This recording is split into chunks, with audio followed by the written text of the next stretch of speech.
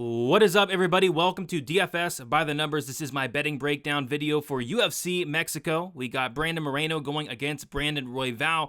And yeah, I'm really looking forward to this card. This card kind of has that pay-per-view feel where we have two 5-round fights that are phenomenal, and then we just have a phenomenal card overall. I'm really looking forward to this card as a fan, and I'm really looking forward to this card from a betting perspective as well. I have a lot of action on this card. I have 20 bets, 19 of which are plus money, so attacking some props here.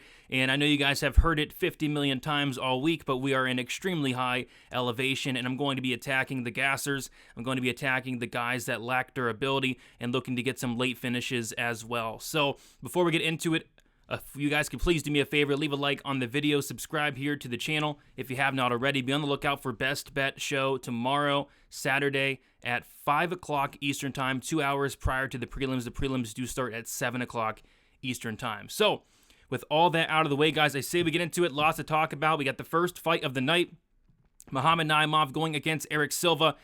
Insane line movement here. Muhammad Naimov opened up like minus 250. Like, I saw him at minus 278 last week, and now all of a sudden he's minus 600. So there are some crazy lines this week, crazy line movement.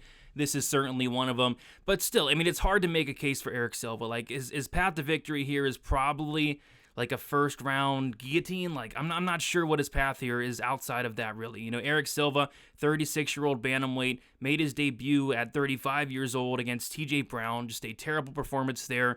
Lost every single round. Got submitted in the third round by TJ Brown. Now, Muhammad Naimov has came in here in the UFC. He's 2-0 with, both those wins coming as an underdog. Beat Nathaniel Wood as an underdog. Beat Jamie Malarkey as a massive underdog as well. Naimov has a ton of power, sneaky submission game as well, and we've seen Eric Silva finished in both of his losses. So we talked about the elevation, right? We talked about the cardio. I don't think either of these guys have great cardio, to be honest. I don't think Naimov does, but I think Eric Silva's cardio is, even worse than Naimov's, like a lot worse. We saw Eric Silva completely done after the first 5 minutes against TJ Brown. He makes a ton of mistakes on the map. So yeah, I like Naimov here. No hot take for me. And I think Naimov wins this fight inside the distance. That is my biggest bet of the card. I have 2.5 units on Naimov inside the distance, minus 135. I don't see this fight going 15 minutes. I think Naimov either knocks him out or potentially gives Eric Silva his third submission loss.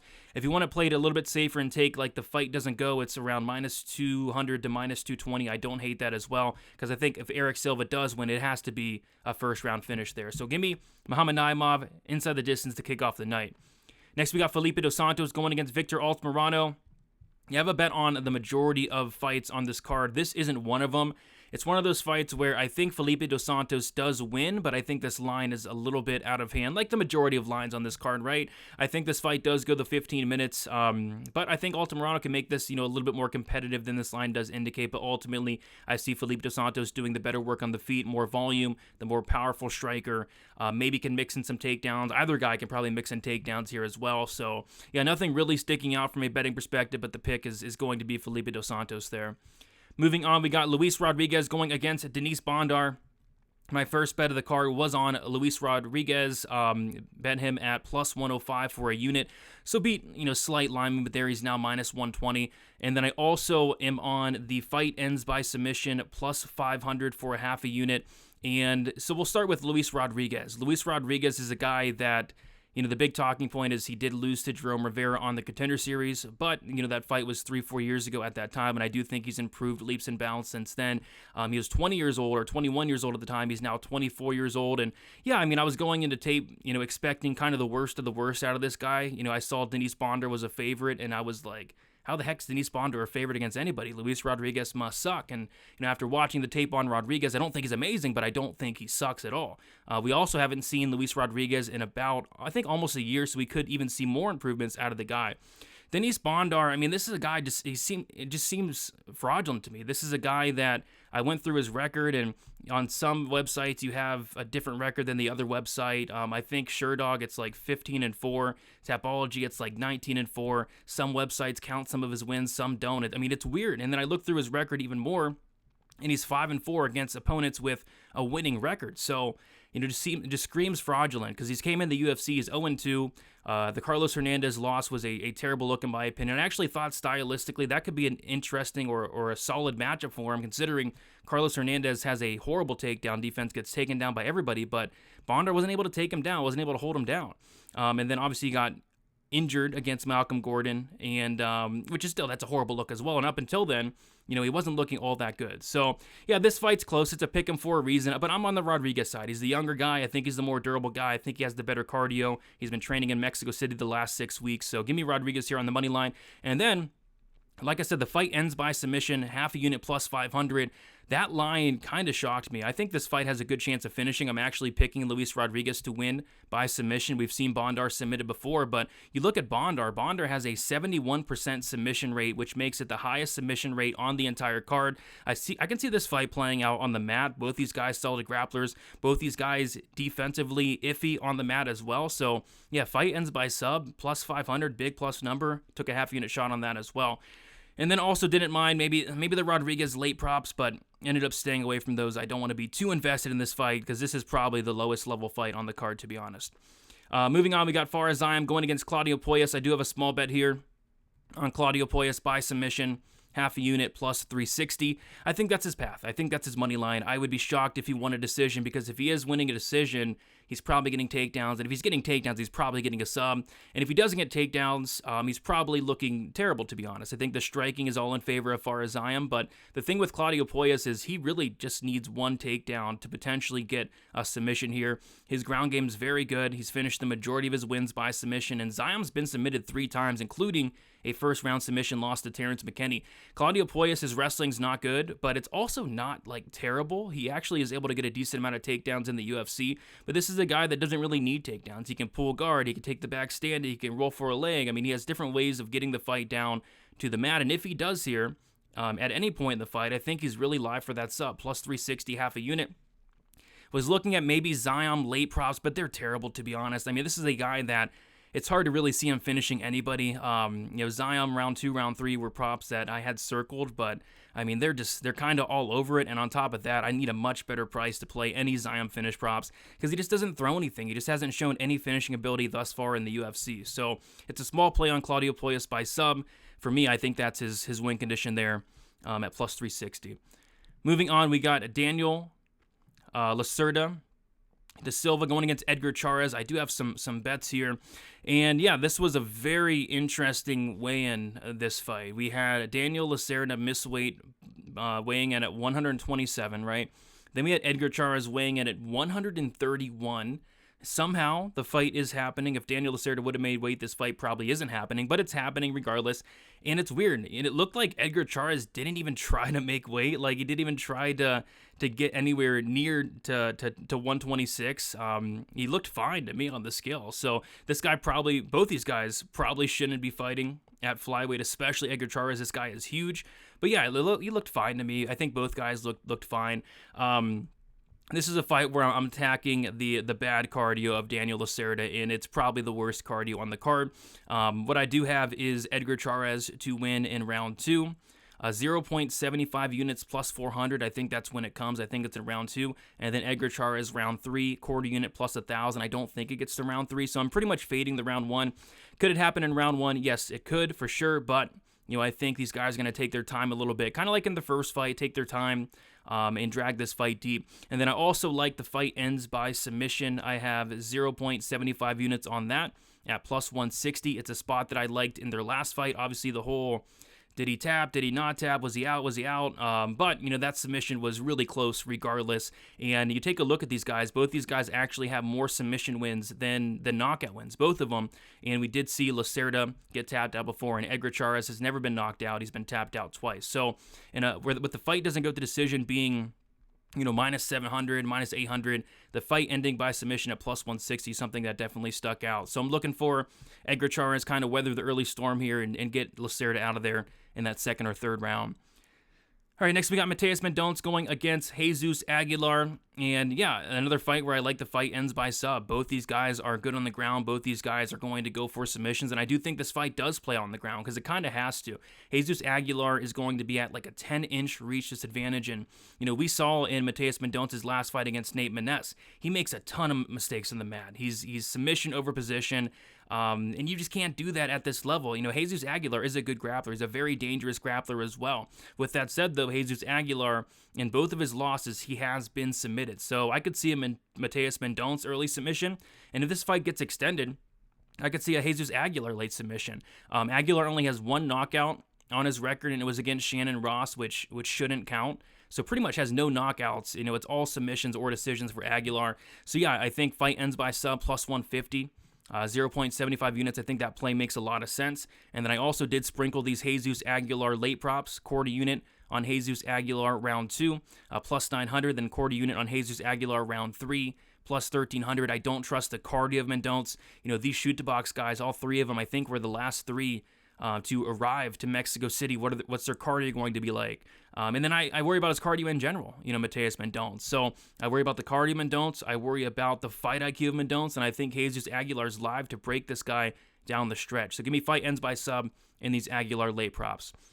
Moving on, we got Barcelos going against Christian Quinones. My second bet of the card earlier this week was the under 2.5 rounds, 1 unit at plus 100 on DraftKings Sportsbook. Was able to obviously beat a lot of linemen, but there, I even don't hate like the under 1.5 could be interesting as well. I see this fight ending quite early.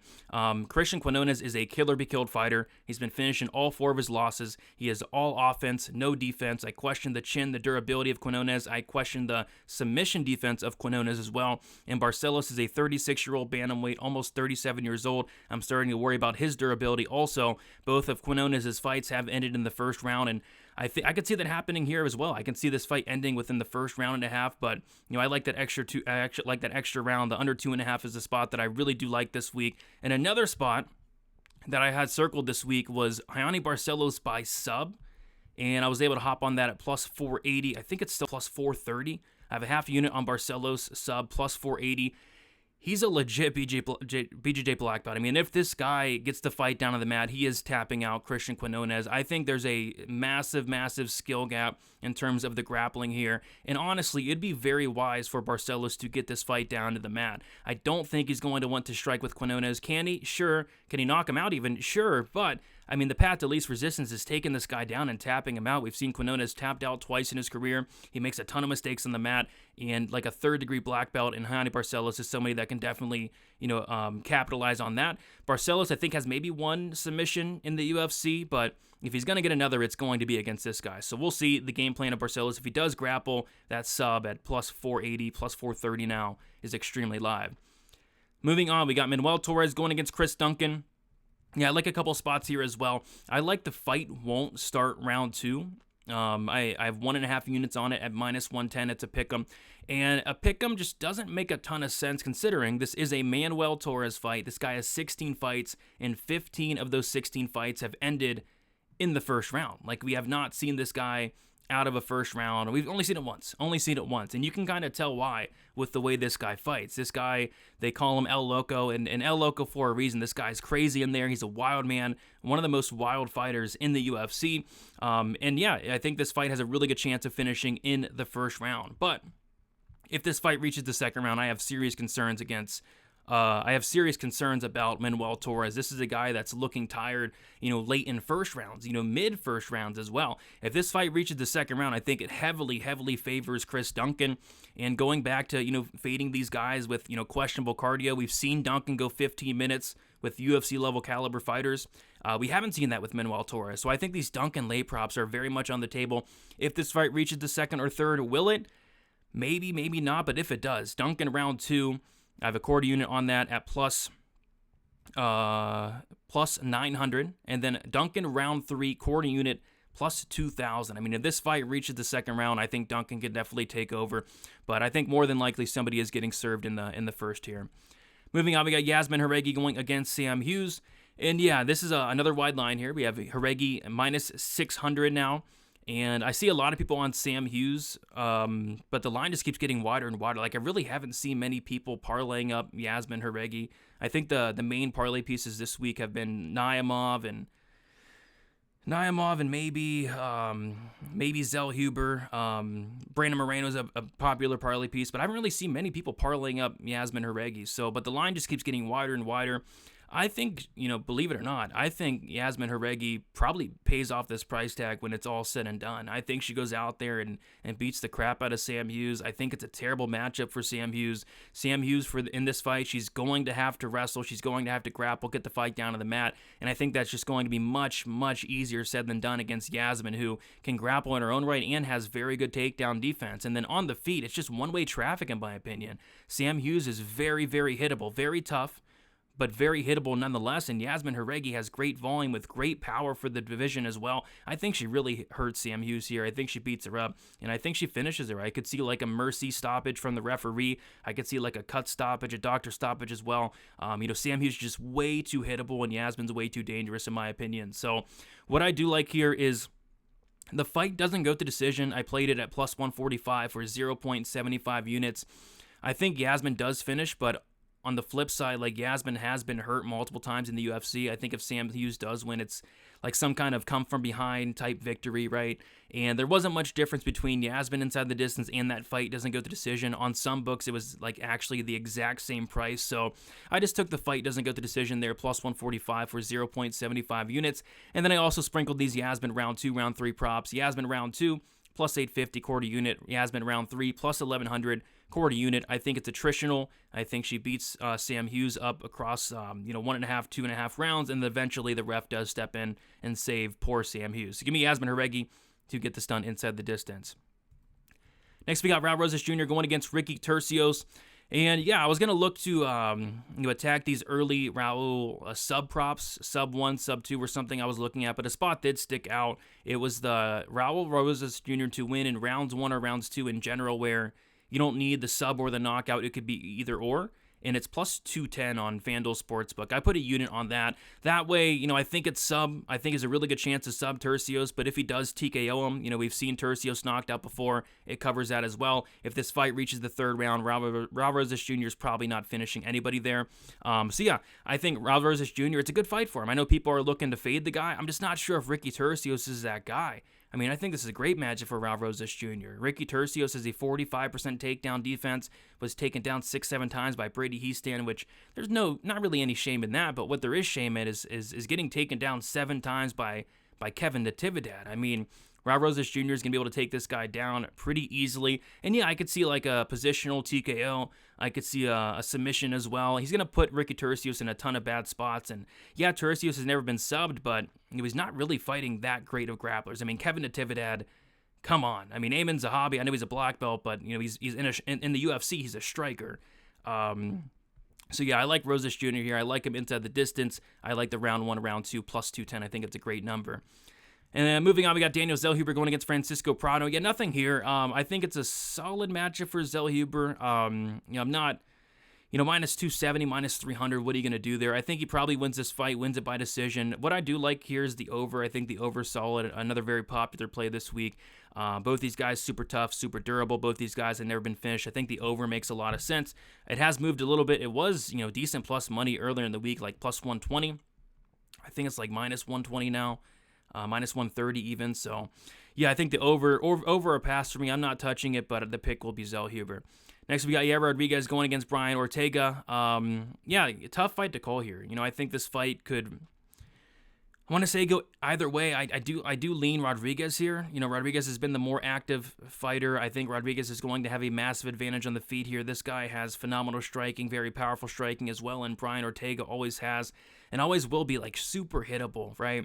Brian Ortega has been knocked out twice. Yair has been knocked out 3 times. What I like here is violence. I don't really want to pick a side in this one. I do lean towards Yair Rodriguez by knockout. The fight doesn't go to decision, minus 200 to minus 220. What I don't mind, though, and I took a shot on it myself, is the fight to end by knockout at plus 145. I have 0.75 units on it. Yair Rodriguez, if he wins, I don't think he's subbing Ortega. I think he's knocking him out. And if Ortega wins, sure, it could be submission. But Yair's never been submitted. He has, although, been knocked out 3 times. So, I could see Ortega maybe landing a big shot like he did against Korean Zombie. Like, he hurt Korean Zombie multiple times, dropped him multiple times. He could potentially do that to Yair Rodriguez. Could be a potential TKO for Ortega. So I just like the fight ends by KO. I think it kind of covers both sides, but I fully expect it to be Yair Rodriguez getting the knockout win here. But that was a spot that kind of stuck out. Instead of playing Yair KO, give me the fight ends by KO as well. And then finally, Brandon Moreno going against Brandon Royval. Not much sticking out here. I think Brandon Moreno, potential parlay piece. I mean, I like this matchup for him. Royval is a guy that offensively very dangerous, but defensively leaves a lot to be desired. He's very hittable. No takedown defense, I think. On the feet, probably competitive, but, where Brandon Moreno is going to shine here is going to be in the grappling, is going to be getting this fight down to the mat. I'm not sure if Moreno does finish him or not. A lot of people are actually on violence in the main event, which kind of surprises me. Because I think I kind of lean towards this fight going the full 25 minutes. I kind of lean towards Brandon Moreno by decision. Both these guys are very tough. These guys have 12 losses, only 10 of those losses finishing inside the distance. So, yeah, I kind of lean decision here, but nothing really sticking out from a betting perspective. All right, guys, so that is about it. Like I said, a lot of finish props, a lot of long shot props. I'm attacking some of the bad cardio and hopefully hitting some late props here in this one. Quick recap, kicking off the night with Muhammad Naimov winning inside the distance, 2.5 units, minus 135, the biggest play on the card. Luis Rodriguez money line, plus 105 for 1 unit. Rodriguez Bondar fight ends by submission, half a unit, plus 500. Claudio Poyas wins by submission, half a unit, plus 360. Edgar Charz, Daniel Lacerda fight ends by submission, 0.75 units, plus 160. Charz round 2, 0.75 units, plus 400. Charz round 3, 0.25 units, plus 1,000. I have the Mateus Mendonce, Jesus Aguilar fight ends by submission, 0.75 units, plus 150. I have Jesus Aguilar winning in round 2, quarter unit, plus 900. Jesus Aguilar winning in round 3, quarter unit, plus 1,300. Christian Quinones, Hani Barcelos under 2.5 rounds, 1 unit plus 100. I have Barcelos by sub, half a unit plus 480. I have the Duncan Manuel Torres fight not starting round 2, minus 110 for 1.5 units. And then Duncan sprinkles 2-3, round 2, quarter unit plus 900, round 3, quarter unit plus 2,000. I have Yasmin Haregi, Sam Hughes fight doesn't go to decision, plus 145 for 0.75 units. Haregi round 2, quarter unit plus 850. Haregi round 3, quarter unit plus 1,100. I have Raul Rosas Jr. to win in round 1 or round 2, 1 unit plus 210. And then I have the fight ends by knockout in the co-main event. Brian Ortega, Yair Rodriguez, 0.75 units plus 145. 20 bets, 19 of them plus money. We'll see if we can hit some plus money spots, get some violence here in Mexico City. Best of luck, everybody. Leave a like on your way out, subscribe to the channel, and be on the lookout for Best Bet Fight Day, 5 o'clock Eastern Time on the channel as well. We'll see you guys later. Enjoy the fight.